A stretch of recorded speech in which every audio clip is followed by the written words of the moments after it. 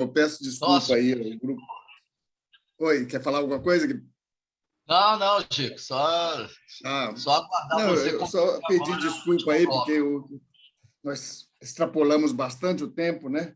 E eu vou passar rapidamente para o Ricardo Donato. O objetivo desse módulo também é exatamente falar a importância de cada uma dessas pessoas, como é o caso do Gazola, e da medicina de família, da faculdade de enfermagem e da psicologia médica, né, que remete também ao saudoso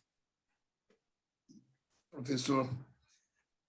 Eu fico com dificuldade de falar, mas, de qualquer maneira, eu vou passar logo para o Donato falar sobre a importância. Não, Donato, com a palavra. 5 minutos, 2 segundos. Sim, senhor. Sim, senhor. Uma boa tarde a todas e todos. Muito obrigado pelo convite. Quero agradecer a toda a comissão, ao professor Francisco, que me concede 5 minutos e 2 segundos. Agradecer a Emílio, aqui presente, a Guiberto, a Mariana Regazzi, que eu acho que ainda está aí, nossa aluna do segundo ano, e coordenadora do CASAF atualmente, para abordar essa questão da medicina de família e comunidade lá na UERJ, que é uma referência nacional. A medicina de família, hoje, ela está organizada em torno de um departamento que foi criado, de certa forma, foi um departamento pioneiro no Brasil, porque a medicina de família e comunidade, na maioria das universidades, ela está alocada em outros departamentos, ou de clínica ou de preventivo e social. De modo que, no nosso caso, em 2006, foi constituído o departamento de forma pioneira, cujas sementes, no entanto, foram plantadas lá atrás, nesse período que muita gente estava comentando aqui, não é? Porque foi um programa de residência, que foi essa semente, instituído em 1976. Portanto, a UERJ faz 70 anos, e o programa de residência em medicina da área da medicina de família e comunidade da UERJ faz exatamente 45 anos, esse ano, de 2021. Enfim, mas essa criação do departamento, ela foi muito importante, e a criação do programa de residência na área da medicina de família e comunidade, tinha outra denominação, não importa, mas nessa área, ele é um programa que esse reconhecimento e essa referência da UERJ na área também se deve muito ao que já vinha sendo feito durante toda essa história, com, de certa forma, a competência, a excelência dos egressos do nosso programa. Egressos que estão aí em todos os cantos do Brasil, em todas as regiões, ocupando e desenvolvendo atividades tanto médicas do ponto de vista assistencial quanto acadêmicas, em várias universidades, participando em outras áreas de gestão da saúde, de sociedades científicas no campo tanto da educação como da ABEM, como da Sociedade Brasileira de Medicina de Família e Comunidade, inclusive egressos do nosso programa de residência estiveram e participaram como na presidência de sociedade internacional dessa área, que é a Confederação Ibero-Americana de Medicina Familiar, o ONCA. O ONCA é a organização mundial e a Ibero-Americana é uma regional da ONCA, uma das 6 regionais da ONCA. Então, estivemos presentes, egressos que estão aí atuando muito fortemente, particularmente naquilo que vocês estavam falando, que Paulo Pinheiro acabou de falar, na área da atenção pública de saúde, fazendo coro com aquilo que está sendo apresentado pela UERJ, a sua expressão popular, a sua expressão ligada à sociedade, ligada, enfim, a todas essas áreas. Os nossos egressos e os nossos atuais docentes estão em atuação em todos esses campos. E aí, em função dessas atuações, dessa excelência e da atuação, essa participação ativa na questão das políticas de saúde, das práticas de saúde e de educação nessa área, é que levaram e levam, de certo modo, a uma contribuição muito importante da UERJ na organização desse nível da medicina de família e comunidade, que é uma modelo mais completo de atenção primária no nosso país. Então, com a constituição da Estratégia Saúde da Família em 1994. Então, todos nós, a UERJ teve uma participação muito importante nesse processo, nessa Constituição, e esta organização do programa de residência, ele veio no contexto daquilo que também estava sendo colocado no movimento pela reforma sanitária no país. Então, essa é o nosso contexto. E a implantação, a gente sabe que a implantação de uma atenção primária qualificada, como é o caso da Estratégia de Saúde da Família, com profissionais com boa formação, fazem toda a diferença nos sistemas de saúde, do ponto de vista de equidade, do ponto de vista de diminuição de internações por determinadas condições, chamadas condições sensíveis, a APS. E, para a gente não estender muito, a gente pode dar aquilo que também foi trazido agora pelo Paulo Pinheiro, a questão da epidemia, da pandemia. Se não fosse a Estratégia de Saúde da Família, na área do atendimento extra-hospitalar, o nosso caos seria muito maior nessa área. Além do que, esta estratégia, esta proposição e esta concepção defendida e levada adiante pelo nosso departamento é uma concepção que efetivamente garante que essa atenção seja uma atenção resolutiva e uma atenção que poupa a utilização de recursos tecnológicos duros, da tecnologia dura, e, obviamente, com diminuição de situações de heterogênese clínica, quando é mal utilizada, não é? E também com diminuição de custos assistenciais. Então, essa estratégia da família é absolutamente fundamental, a atenção primária é fundamental na organização dos sistemas de saúde no mundo todo, não é só no nosso caso. Obviamente que a gente tem essa... E aí, nosso sistema, o SUS, está organizado com as suas dificuldades, com as suas limitações, com a atenção primária e a estratégia de saúde da família também em construção, em evolução, necessitando de aporte, necessitando de apoio, de financiamento, de plano de cargos, enfim, todas essas questões, mas tem produzido, como o Paulo Pinheiro trouxe, resultados muito importantes na saúde. E a importância da UERJ nesse campo foi exatamente criar programas e se dedicar a essa área desde os anos 70, em 76, com a criação do programa de residência.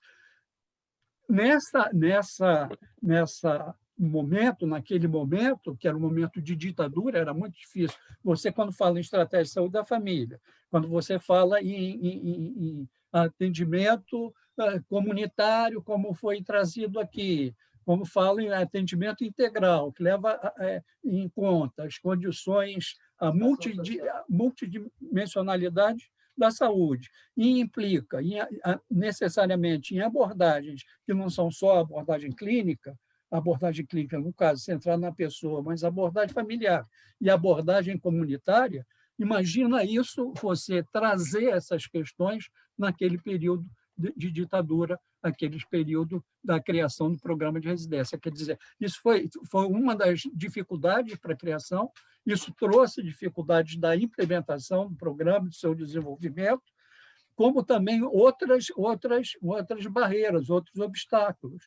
Um deles ligados àquilo que o Tenório trouxe, que Paulo Pinheiro trouxe, que outros colegas trouxeram, da ideologia de medicina se processa no hospital. Você ter modelos assistenciais hospitalocêntricos, com atenção primária fraca.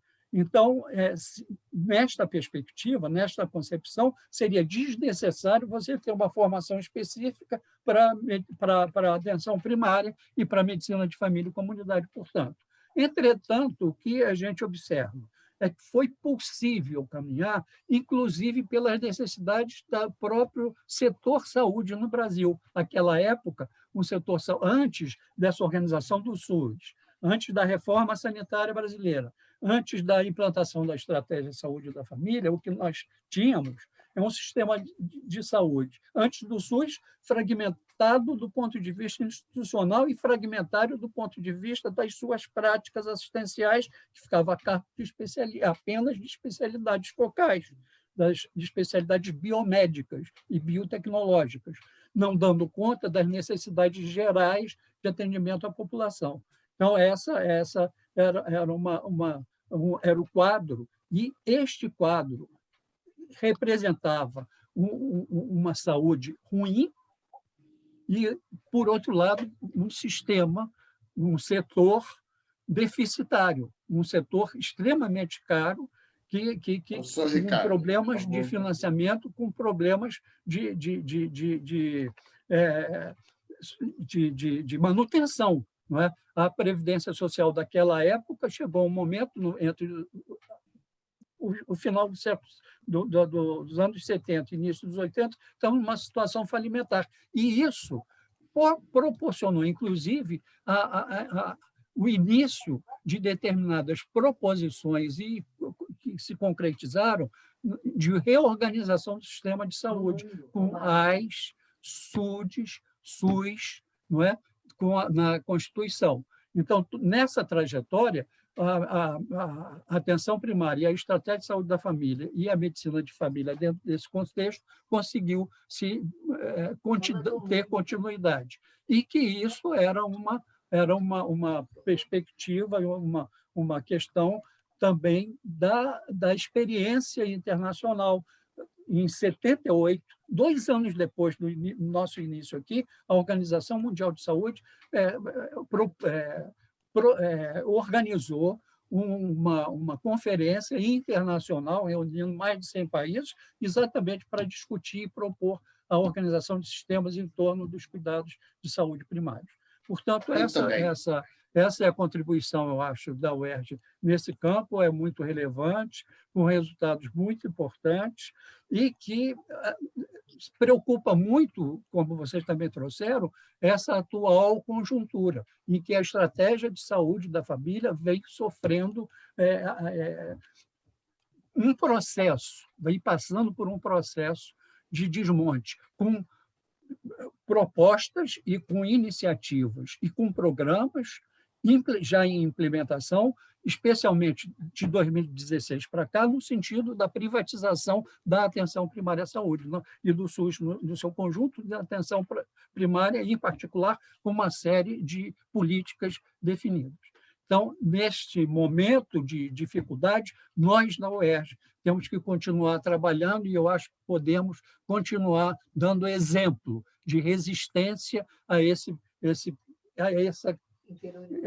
processo de desmonte, esse retrocesso.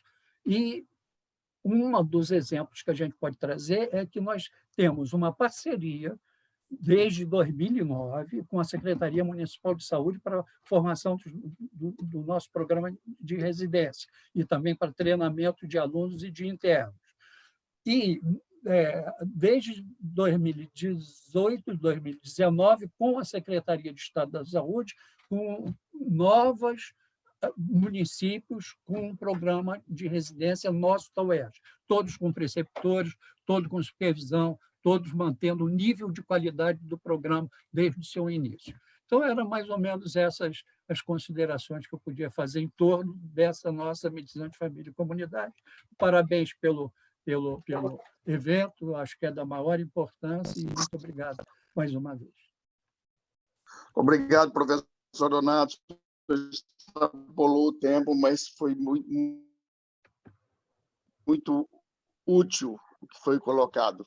Eu vou passar agora imediatamente. Não sei se vocês estão... Caiu, teve um pico de luz aqui na minha casa e caiu. Vocês estão ouvindo? Emílio? Sim. Está ouvindo? Chico. Dá para ouvir. Passa imediatamente para a professora Terezinha Nóbrega, Maria Terezinha Nóbrega, que vai falar sobre também a importância da escola, da Faculdade de Enfermagem para a UERJ, um pouco da sua história. Deixa eu só dar um aviso técnico. A nossa assessora avisou, nós temos 5 horas de filmagem. Pontualmente, às 15 horas, vai acabar a filmagem. Eu proponho que a última parte de comentários, pela adiantada hora, a gente tire. E aí você tenta controlar o tempo, porque se passar, vai perder o documento. Então, tenta ver se a gente consegue, com 2 horas de atraso, positivamente. Tá bom, vamos fazer isso. Tá? Obrigado, Terezinha. Tem 5 minutos aí, por favor. Tá bom, Chico, vou tentar cumprir esse horário. Primeiro, eu queria desejar um feliz Dia dos Mestres, né, que aconteceu ontem, a todos os mestres da UERJ, também a todos os funcionários que conseguem manter essa instituição viva, atuante, resistente e produtiva, né? É uma coisa que nos honra, a gente tem um sentimento de pertencimento muito grande na universidade. Acho que esse sentimento é uma coisa que tem que ser desenvolvida com os que entram agora, para que isso não se perca.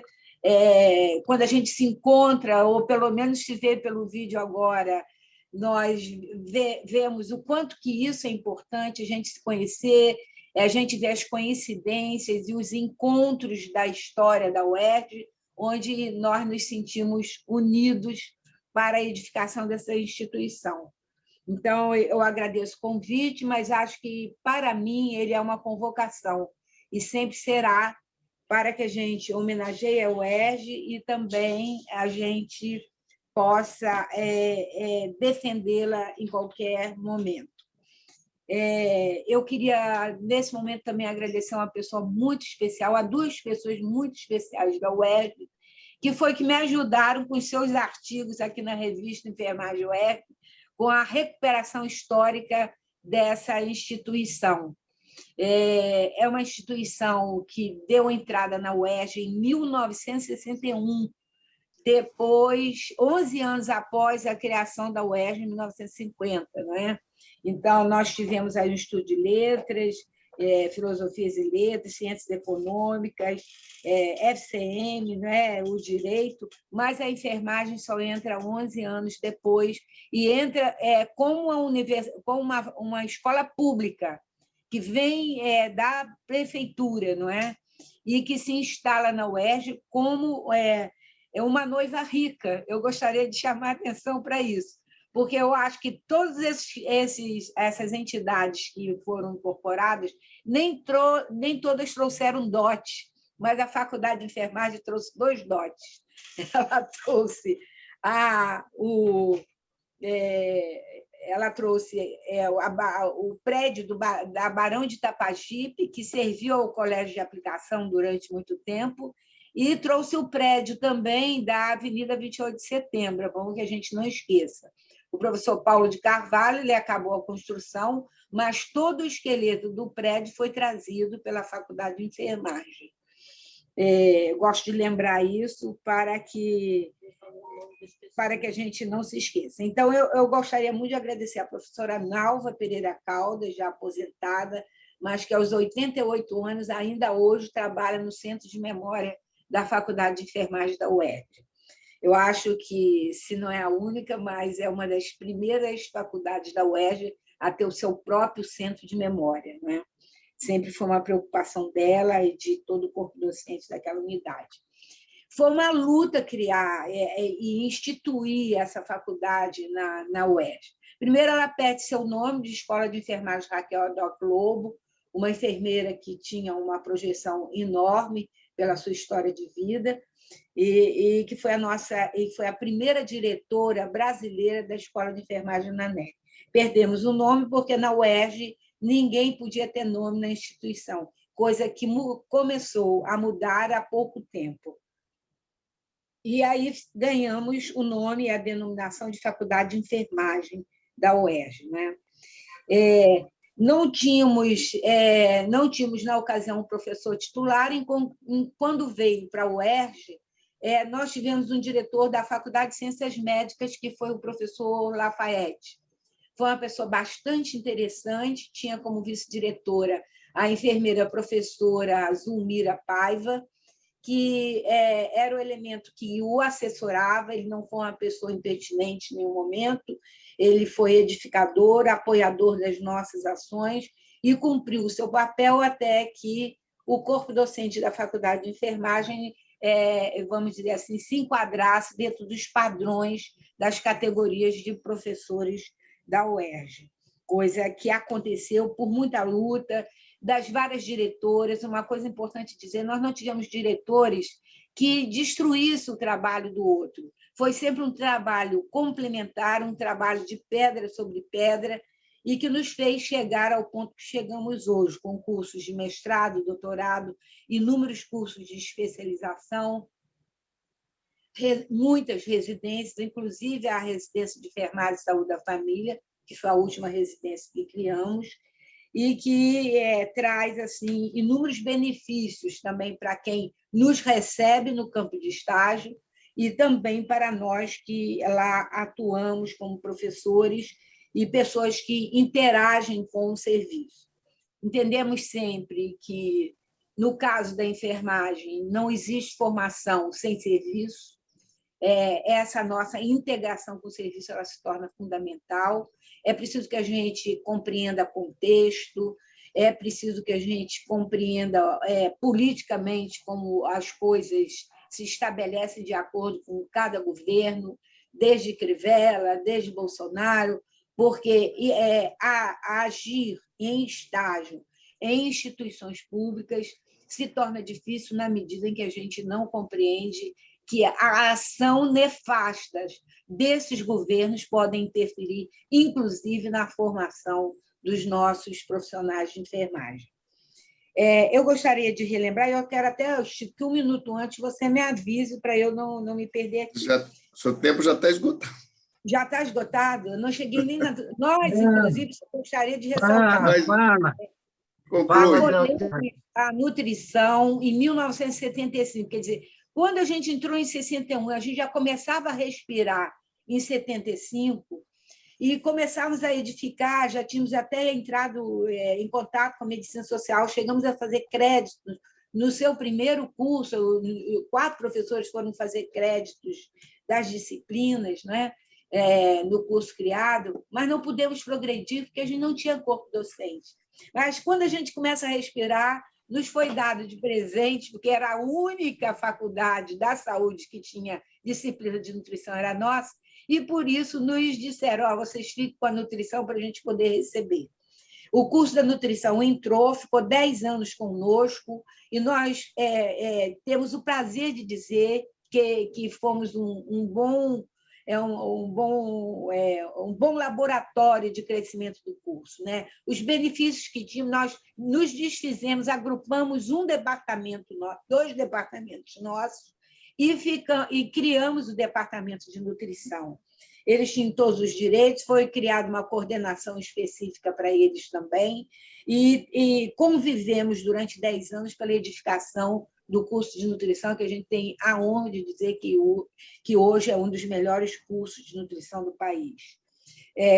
Sem querer também me delongar, mas lembrar da nossa reforma curricular em 92, uma reforma que integra conhecimentos, que modifica a ordenação do curso, que inicia pelo conhecimento do contexto da sociedade, antes do aluno se apropriar da anatomia, da bioquímica, não é?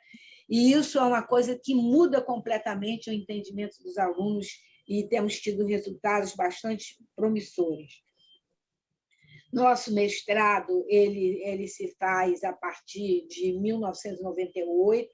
Em 2000, a gente já tem a primeira turma com praticamente todas as teses defendidas, o que foi um empenho e uma determinação do corpo docente na ocasião. Eu lembro, entre as muitas coisas, os nossos projetos de extensão sempre foram muito...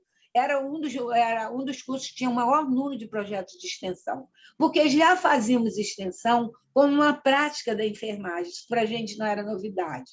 Tanto que, quando o Betinho bateu as portas em 80 e nos pediu ajuda em relação à questão da contaminação do sangue, a gente criou um projeto de extensão que ele sobrevive até hoje, que é a doação voluntária de sangue, né?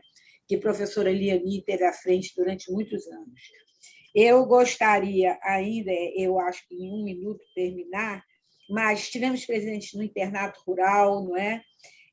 Nós participamos, criamos o curso de licenciatura preocupada com a formação dos técnicos, junto com a Faculdade de Educação, e a responsável pelo curso era a Faculdade de Educação, para lembrar isso para o Lincoln também. Criamos a nossa revista de enfermagem UERJ, que foi a primeira revista de escola desse estado, mesmo antes de ter o mestrado e o doutorado, como incentivo à pesquisa, não é? Criamos nosso Centro de Memória em 1998, e agora vamos falar estivemos na enchente de Italva e de Cardoso Moreira, né?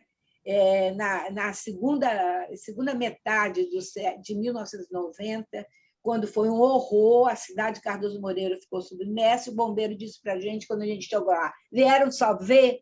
Falei, não, nós não viemos só ver, nós viemos ver o que podemos fazer e vamos voltar.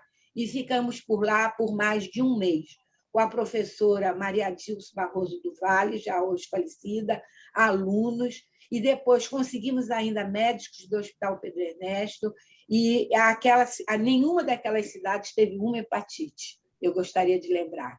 Então, a UERJ também é uma universidade que ela se movimenta diante da dificuldade, né? Eu acho que isso é extremamente importante. E, para não deixar de falar de cotas, eu só gostaria de lembrar de uma coisa que todo mundo esquece. Quem estava na Secretaria de Ensino Superior da Secretaria de Ciência e Tecnologia, quando o professor Vanderlei de Souza foi secretário, era da UFRJ, foi a Faculdade de Enfermagem. A Faculdade de Enfermagem estava lá. Toda a coordenação, e a professora Nilceia, a reitora da universidade. O entrosamento foi muito grande e a paciência enorme. O Vanderlei queria um decreto da noite para o dia, nós levamos 3 meses para fazer. Porque eu disse, não vamos fazer isso de uma forma sodada.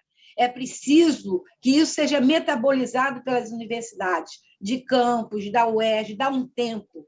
Paulo Fábio ia lá, que era o coordenador do vestibular, e pintava os testes com a gente, nos cobrava eficiência, já tudo está saindo.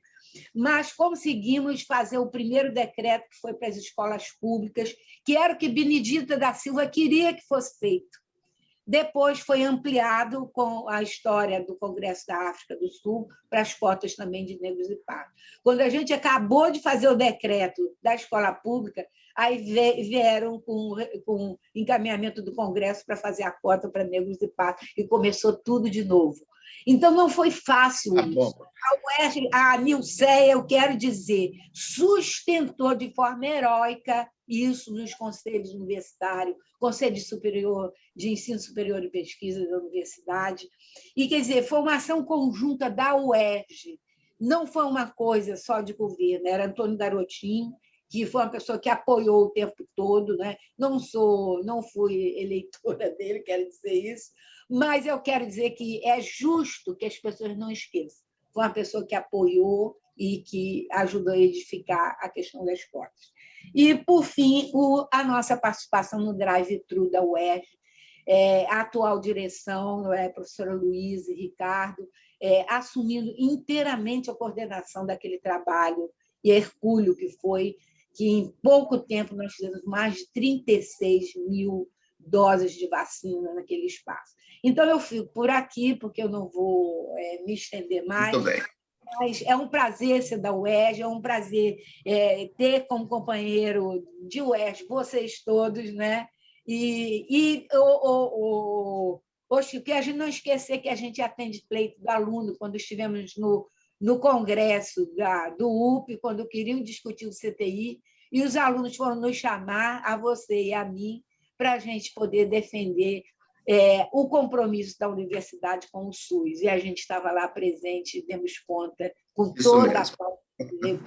Muito obrigada. Muito obrigado. É isso que eu deixo. Obrigado, professora Terezinha. Eu vou passar imediatamente para o professor Luiz Fernando Chazan, que vai falar aqui também, entre outros, fazer uma homenagem também no nosso querido Júlio de Melo Filho. Bom, eu primeiro queria agradecer o convite ao Emílio e ao Francisco, queria cumprimentar todos que estão presentes, todos que um dia irão assistir essa apresentação, e gostaria de dizer também rapidamente que eu também quero os 2 segundos estendidos que você deu para o Donato, né? Embora eu vá tentar fazer o resumo mais resumido possível, né? A psicologia médica, como ela é hoje, ela nasceu em 1979 com a vinda do Júlio de Melo Filho, que foi o nosso timoneiro, que veio para a UERJ em 79 a convite do Aloysio Amâncio. De lá para cá, a psicologia médica vem se desenvolvendo e nesse tijolo, nesses vários e vários tijolos que a UERJ tem, que fazem que ela tenha essa participação nacional e internacional, nós temos um tijolo nosso nessa construção. A psicologia médica, hoje, ela é reconhecida nacional e internacionalmente. Nós temos trabalhos desenvolvidos em vários âmbitos. O curso de especialização em psicologia médica, que começou em 94, é um curso que é o curso mais importante nessa área no Brasil, né? Então, eu acho que são questões importantes. A psicologia médica, o que é psicologia médica? Porque muita gente as pessoas não são obrigadas a saber. Eu costumo dizer que a psicologia médica é uma psicologia das relações humanas no campo da saúde, né? Pode-se dizer que o campo específico da psicologia médica é dos espaços intermediários, né, de assistência que tem sustentação principal no humanismo, no modelo biopsicossocial e na psicanálise. Nós somos seres sempre em relação, eu e o outro. Eu existo porque existe o outro. E isso é uma das concepções básicas que é utilizada na psicologia médica para os nossos processos de relações e no suporte às equipes de saúde em todos os ângulos que a gente fala. Então, a prática da psicologia médica é uma prática de interconsulta, de consulta conjunta, que está relacionado, e suporte às equipes. Nós temos trabalhos com a graduação, pós-graduação, tanto lato sensu quanto sensu estrito, e hoje a disciplina de psicologia médica chama-se Saúde Mental e Psicologia Médica. E um dos braços que foi surgido da psicologia médica, que nasceu, foi o LIPAPS, que é o Laboratório Interdisciplinar de Pesquisa em Atenção Primária à Saúde. Nós atuamos no LUP, em várias enfermarias, nos ambulatórios, e eu faço aí uma marcação importante do trabalho que se faz na medicina integral, no ambulatório de medicina integral, e na parceria com a medicina integral e com a atenção primária à saúde, que é hoje em dia ao que eu pessoalmente me dedico completamente a isso, atenção primária à saúde, e essa parceria que começou, se eu não estou enganado, em 79 para 80, foi quando começou essa parceria com a medicina integral. Então, é uma parceria de longa data e eu considero mais que somos mais irmãos do que qualquer outra coisa. Quando eu fui para lá, a sensação que eu tinha era de que finalmente tinha encontrado alguém que falava a mesma língua, né? Então, eu acho que isso foi uma experiência extremamente positiva e até hoje continuamos nesse processo. Nós temos algumas publicações, também já de cunho nacional e internacional, e eu acho que é importante que a gente deixe marcado que hoje a psicologia médica cresceu muito. Quando a psicologia médica era um setor da psiquiatria em 79, mas isso teve uma série de problemas que eu não vou entrar nesse momento, e finalmente conseguimos criar a disciplina de psicologia médica, que, como eu disse hoje, chama Saúde Mental e Psicologia Médica, e eu me lembro que naquela época nós não tínhamos lugar, nós não tínhamos sala. A psiquiatria até nos cedeu durante um tempo uma sala, mas nós recebemos para a disciplina um grampeador e um furador de papel. Como não tinha papel, não precisava furar, e como no grampeador não tinha grampo, também não tinha papel a grampear, também não tinha problema. Então, a gente tinha o grampeador e um furador de papel, que era a primeira coisa que a gente recebeu para a disciplina. Depois as coisas foram andando, o curso de especialização ajudou muito, e hoje em dia nós temos uma equipe relativamente grande, um tamanho que nunca tivemos, de várias pessoas. Uma outra coisa importante da psicologia médica é que ela foi uma pioneira em abrir portas, e isso graças à própria FCM, abrir portas para não médicos participando do curso do curso profissional, que a psicologia médica naquela época era no 3º ano, e depois no segundo e terceiro. Então, nós temos professores que são psicólogos, não são médicos, e professores médicos. Uma das concepções básicas da psicologia médica é a interdisciplinaridade e o trabalho multidisciplinar. Isso é uma questão fundamental. Então, nós temos... Oi? Pois é, eu estou terminando. Estou terminando, eu não vou fazer de conta que estou estendendo, não. Não vou terminar. Então, a última coisa que eu queria fazer uma homenagem ao professor Mauro Paiva, que aos 46 anos faleceu recentemente de Covid. Né? Na verdade, ele faleceu da sindemia que nós temos, que é a pandemia associada a uma patologia sociopolítica que a gente está vivendo, gravíssima, e que piora tudo que a gente tem hoje. Então, nós temos uma sindemia e não apenas uma pandemia. E ele, aos 46 anos, faleceu recentemente, depois de 35 dias de internação. Então, eu queria fazer uma homenagem a esse professor, ao Júlio de Mello, também, evidentemente, e agradecer o convite e deixar marcado o papel da psicologia médica nessa construção UERJ e na importância que a UERJ tem, que é a resistência. Como já se disse aqui, resistência, a gente precisa resistir. Resistir, resistir, resistir. Obrigado.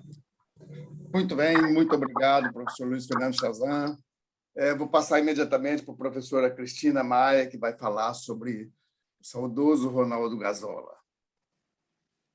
Gostaria de agradecer o convite para participar. Para os que não me conhecem, eu sou professora de cirurgia geral, sou professora aposentada desde 2018 e continuo como voluntária no hospital. Me afastei em alguns momentos nesse momento de pandemia, porque sou considerada velha. Então, velha não pode ficar no hospital. Assim é a definição dos meus amigos. E eu comecei a faculdade em 78, me formei em 83, e no a gente tem contato com a cirurgia geral, e eu tive o prazer de encontrar vários professores, foi quando eu me apaixonei pela especialidade, e entre eles o Gazola, que era uma pessoa bastante especial. Ele tinha uma frase assim, muito interessante para a gente, que ele sempre valorizava muito o aluno. Ele fazia uma pergunta que ficava todo mundo com aquela cara de tarde. Vocês sabem, vocês só não estão lembrando. Então, ele nunca botava um aluno para baixo. E quando se fala hoje, humanidade, espiritualidade, são temas que são considerados aspas, modernos, isso é uma coisa que me causa uma certa estranheza, porque a humanidade, a espiritualidade, sempre tem a prática médica que eu aprendi com meus mestres. Um grande mestre foi o Gazola. Depois que eu me formei, ele me chamou para participar da equipe dele, eu pude estudar dele. E ele, Cristina, estou tendo problema de ouvir. Às vezes você fala longe do microfone e vai dar a gravação. Vê se dá para falar mais perto, porque às vezes falha e a gravação fica... Obrigado.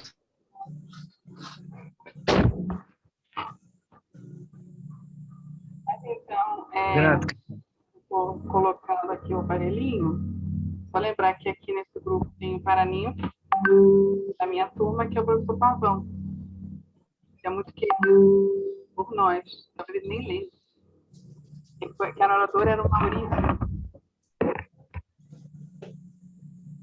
Uma turma bastante...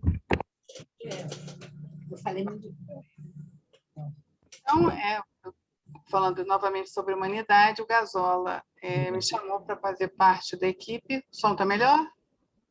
Melhorou. E ele é uma pessoa espírita, eu sou católica, ele é espírita e defendia muito intensamente o espiritismo. Ele fazia parte de um centro chamado Lar de Frei Luís, que ficou muito conhecido através da ação do ator Carlos Vereza. E lá ele me levou algumas vezes lá, eu fui conhecer, porque é um centro de bondade e de caridade. Então, as pessoas iam para lá e eram apoiadas. E ele, através desse comportamento dele muito íntegro, sempre, o tempo inteiro, ele pôde ter oportunidade de influenciar vários médicos, entre eles eu. Ele dizia, não sei se as pessoas sabem, que eu via sempre uma pessoa, um ser com ele, que ele nunca viu nada, nem incorporou nada, mas teoricamente estava próximo a ele ajudando. Eu até brincava que não era por causa desse ser que estava próximo dele, era por causa dele mesmo, que sempre foi um médico muito bom e muito humano. Tá? Isso é uma coisa... Ele sempre tinha uma palavra de carinho, uma palavra de reforço, de dar um pouquinho da intimidade dele para o paciente e receber do paciente. Essa troca do relacionamento médico era muito, muito importante. E aí, quando ele saiu da parte, ele sempre foi muito, muito apaixonado pelo Brizola. Ele começou a trabalhar na medicina administrativa nessa gestão, mas principalmente ele foi secretário de saúde durante 10 anos. Eu até nem sabia dessa informação.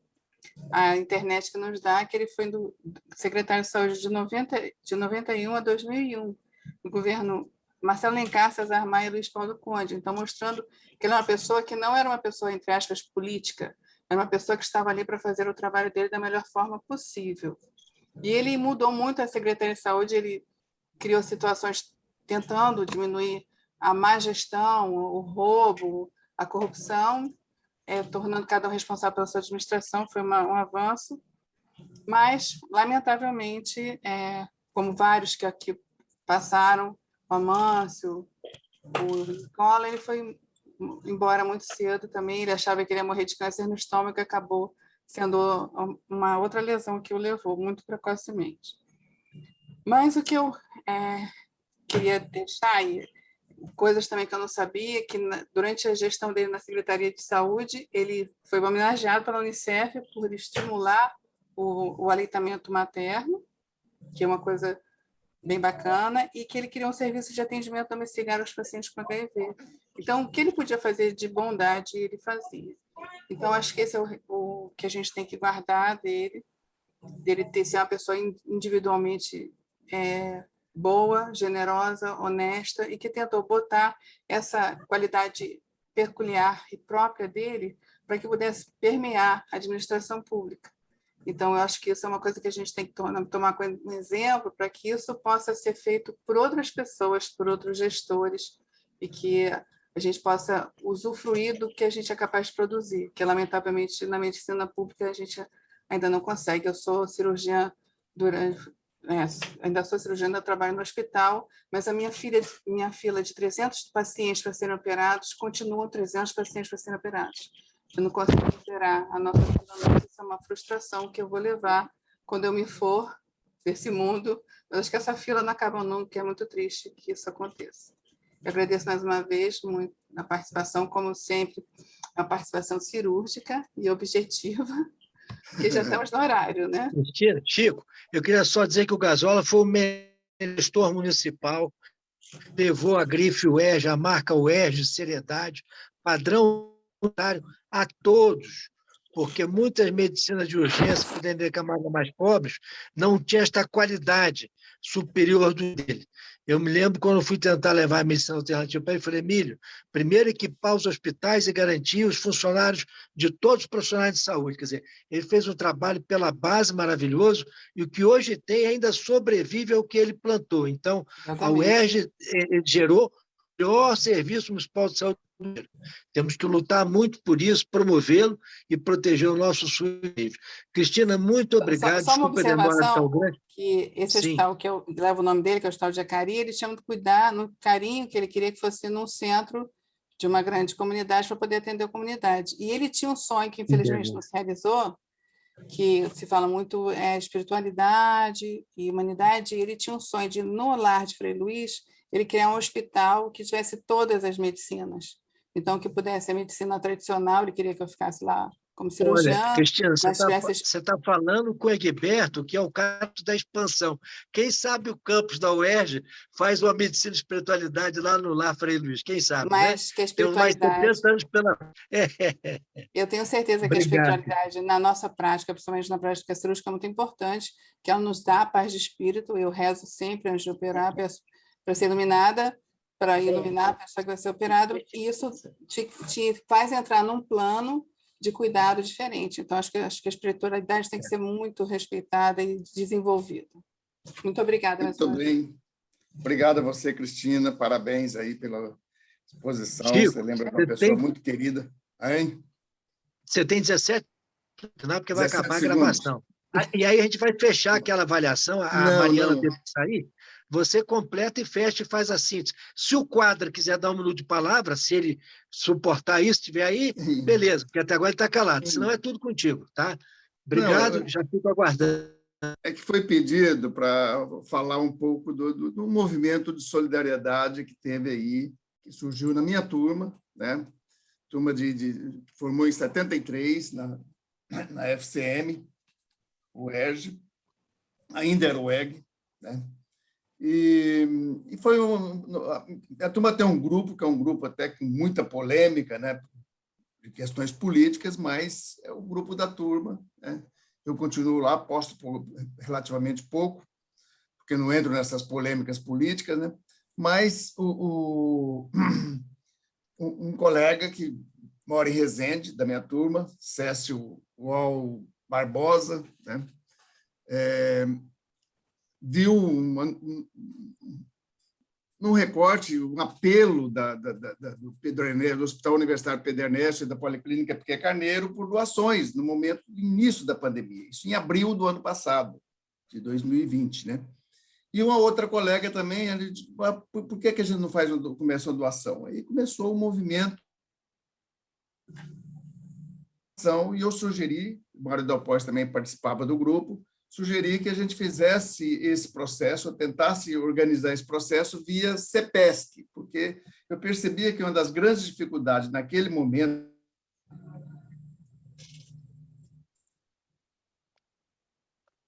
era a conta que estava lá, que era a conta da UERJ, ia gerar processo de licitação complicado, demorado, e que as empresas, no momento de crise desse, que não tem segurança se vai receber ou não, acaba colocando sobrepreço em tudo, né?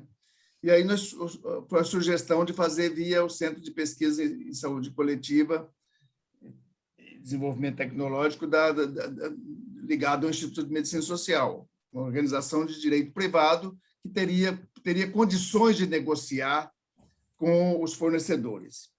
Infelizmente, aí em contato com o Ronaldo Damião, diretor do hospital, tudo, a maior dificuldade naquele momento era a aquisição de equipamentos de proteção individual. Estava em dificuldade grande de garantir isso aos servidores, colocando-os em risco severo. Bom, conseguimos articular, através do Mário Del Pós, articular a disposição e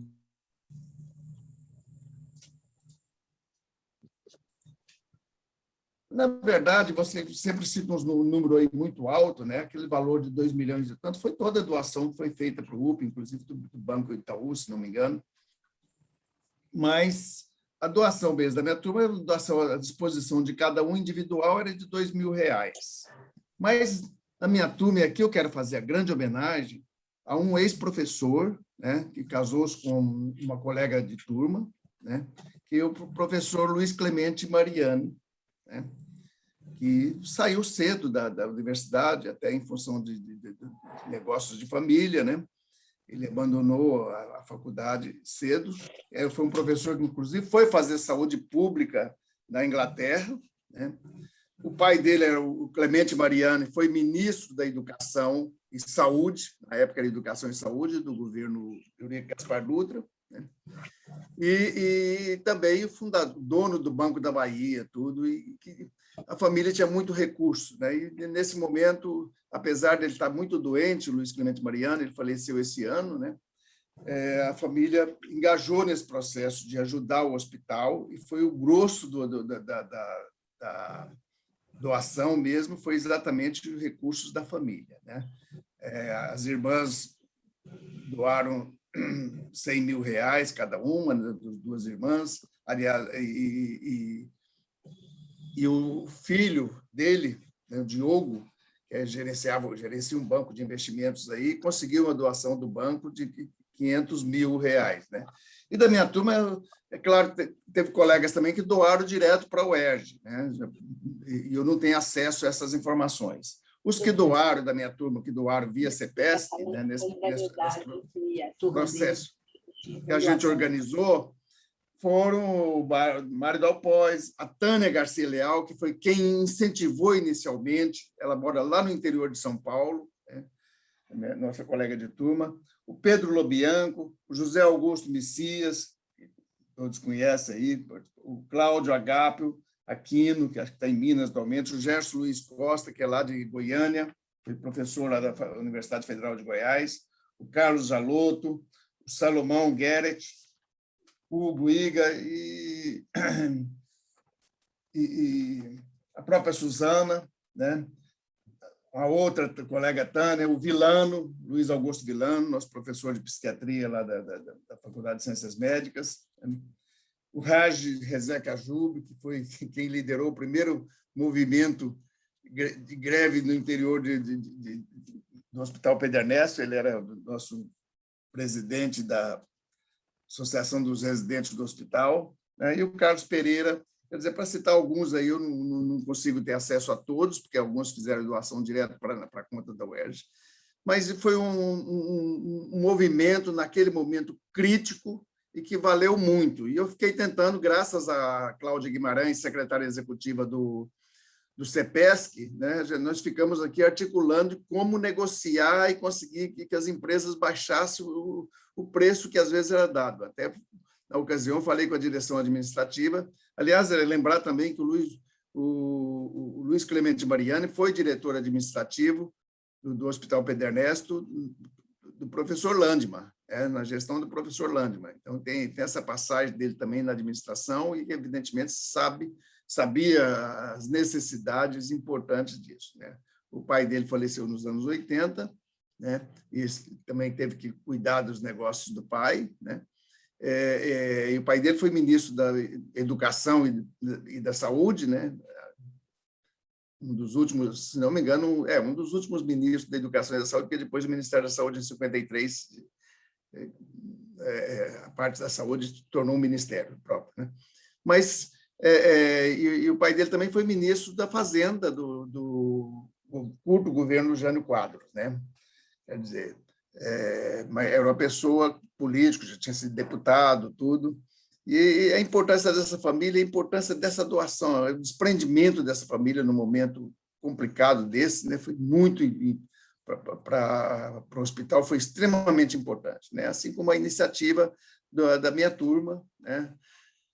Parte das pessoas, não todos, nem todos puderam contribuir, nem todos souberam desse processo também, porque não participam do grupo, né? Mas foi vale ressaltar aqui que isso foi um exercício de solidariedade naquele momento crítico e foi muito importante para o hospital, porque foi o que garantiu os equipamentos de proteção individual para os funcionários, os trabalhadores que estavam ali na linha de frente, muitos dos quais, inclusive, vieram a adoecer e até a falecer, né? Quer dizer, então, isso que quero agradecer, esse bloco também, que foi muito importante, trouxeram a própria lembrança do Gazola, do Júlio de Melo Filho, né? O Donato também trazendo aqui toda a história da medicina integral, né? Que remete também ao professor Américo Piquet Carneiro, né? Quer dizer, e da Terezinha, da Faculdade de Enfermagem, que eu já comentei com ela, com a professora Nalva, né? Que quando soube dessa história que elas narraram, foi a primeira escola pública a ser incorporado pela antiga UDF, né? Que já não era mais UDF, mas foi a primeira escola pública, porque tanto a Faculdade de Ciências Médicas, quanto a Faculdade de Direito, quanto a Ciências Econômicas e o Instituto Lafayette, que foram as 4 primeiras instituições a formarem a UDF, né? Quer dizer, eram privadas, né? E a primeira pública que entrou foi porque ela era uma escola ligada à Secretaria Estadual de Saúde, né? Do antigo Distrito Federal, né? E depois do Estado da Guanabara. Então, é isso. Muito obrigado por essa oportunidade. Eu acho que foi muito boa. Eu sei que extrapolamos o tempo, mas acho que aprendemos muito. Muito obrigado. Retorno para você, Emílio. Tá O quadro não está presente? Não, né? Não sei. Quadra está presente. Está presente, Quadro, sim. então, Mas por favor, Egberto, passa para o quadro e você dá a última palavra. Nós 7 minutos, ou 5 minutos. 1 minuto cada um. Eu não preciso falar mais nada. Gratíssimo ao Egberto, ao quadro, ao Chico e todos os participantes. O Erge, presente. eu não sei se o Quadra vai querer falar, mas ele está aqui presente. Eu queria deixar esse agradecimento a ele, né, a todos. Pô, é incrível a gente conseguir reunir aqui praticamente todos os diretores do UP, né? Agradecer ao vereador Paulo Pinheiro, que tem defendido sempre a UERJ em tudo que a UERJ precisa. Paulo, você também é um exemplo que a gente tem a seguir. E eu gostaria de só dizer o seguinte: apesar de a gente ter estendido o tempo, a gente colocou muita gente aqui, as pessoas tinham que falar. Esse é um documento importantíssimo, tá? Eu acho que essa gravação aqui pode servir para muitos estudos depois, né? E gostaria de agradecer enormemente ao Emílio, tá? Porque às vezes a gente duvida, né? Duvidava, ô, Emílio, não vai dar certo, mas dá certo, e agradecê-lo, e ele sabe o grande amor que eu tenho pelo Rafael, né? Rafael Miri Lopes, irmão do Emílio, foi uma pessoa fantástica, um cientista fabuloso, tá? E novamente agradecer a todos os amigos, todos os colegas que estão aqui presentes, e Cristina, que eu não via já há muito tempo, tá? Emocionante seu depoimento. Professora Terezinha, né? E toda a enfermagem. Terezinha, realmente a enfermagem é o orgulho da UERJ, principalmente nesse momento da pandemia, né? Foi muito bem lembrado a questão lá da vacinação e que a enfermagem tem um papel notável. Então, eu só queria dizer isso. Obrigado, gratidão a tudo. Namastê. Ô, Egberto, pedacinho. Como o Caramês não veio, fala 1 minuto do João Regaz, porque ele ia falar alguma coisa. O Regaz, um minutinho, só para a gente ficar no documento, sobre o João Regaz. Ele ia falar do internato rural. Eu até tinha me comunicado com a Mariana Regazzi, que eu achava que a Mariana era descendente direto do Regazzi. Na verdade, eu acho que é sobrinha neta do Regazzi. Mas eu queria aqui colocar a importância do João Gerck Regazzi no processo de interiorização da UERJ. E eu fico muito, muito orgulhoso, muito honrado de estar ocupando hoje uma diretoria que o Regazzi criou na UERJ, né? O Centro de Estudo Estratégico e Desenvolvimento. Então, gostaria de agradecer, porque o Regazzi tinha uma visão da UERJ de estar nos 92 municípios do estado do Rio de Janeiro. E vamos ver se a gente consegue isso com a ajuda da enfermagem, com a ajuda da FCM, de todo mundo da educação, psicologia, todo mundo que puder contribuir para que esse sonho de Regazzi se realize. E aí eu queria também mencionar minha diretora adjunta, Tatiana Batista Alves, que tem feito um trabalho excelente desde que o Regazzi foi para lá e montou isso. Tá? Então, muito obrigado a todos, a todas, e o UERJ não só resiste, mas como a UERJ cresce e se interioriza. Agradecer ao Sérgio Queto, nosso anfitrião, a assessora Daniele, a paciência de todos, o UERJ sempre presente. De coração, Roberto, uma alegria imensa. Tá? Agradeço por Rafael, agradeço por mim, seu trabalho de confiar e permitir a realização. Demorou, mas fizemos. Quadra, beijo para você, Chico. Outro beijo. Tchau, gente. Valeu mesmo. Obrigado.